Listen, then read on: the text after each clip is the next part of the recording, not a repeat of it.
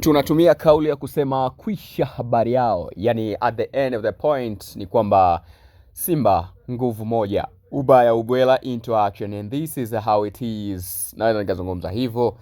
Sajili tatu za maana ambazo wana Simba walikuwa wanataka kuzisikiliza, and this time around ndo hizi ambazo nakwenda kukutajia hapa. Na kama ambavyo unashuhudia kwenye video hii, basi nikukumbushe tu, kumbuka kushare, kusubscribe, kulike na kucomment ili video hii iweze kwenda mbali zaidi. Mwana Simba, kama umefurahi kupata taarifa ambayo nakwenda kukuambia, au taarifa hii kama itakuwa imekufurahisha, nikukumbushe tu bonyeza alama ya kikengele kama alama ya kusubscribe, lakini bonyeza alama ya kidole gumba hapo kama kulike, maana yake umekubali, umefurahi. Lakini pia bonyeza alama ya mshale uliopinda, yani kwamba una share, unawatumia wengine watazame.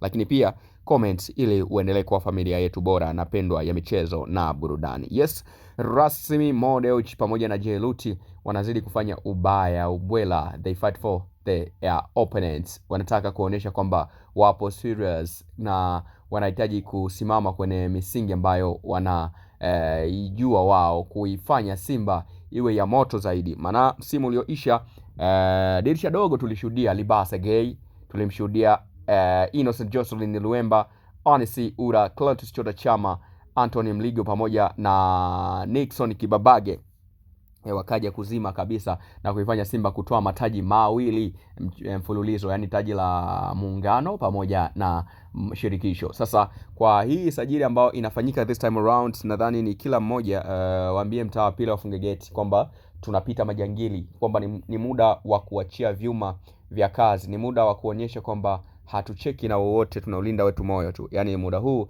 ni muda ambao kila mmoja atakuja kusimulia na kutoa nukuu za habari kuhusiana na kile ambacho kinaendelea.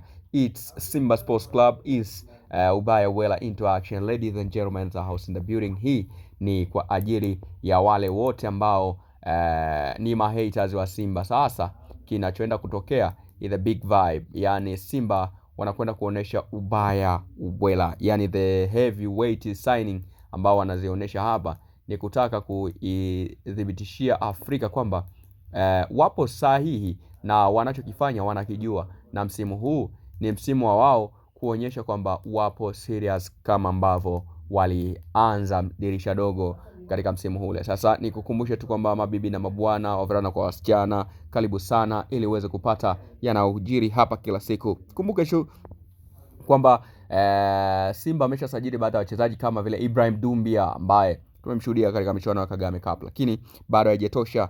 Wanazidi kushusha vyuma, shusha chuma kutoka Sihore, kutoka Afrika ya Kusini, lakini wanaendelea kuanikiza kutafuta sajili nyingine za moto, za maana na za uhakika. Lengo ni kuifanya Simba kuwa heavyweight team, heavyweight club, heavyweight moment, na kwa sasa wanaendelea kupasha misuri na kuitafuta ile taji la ligi ya mabingwa barani Afrika.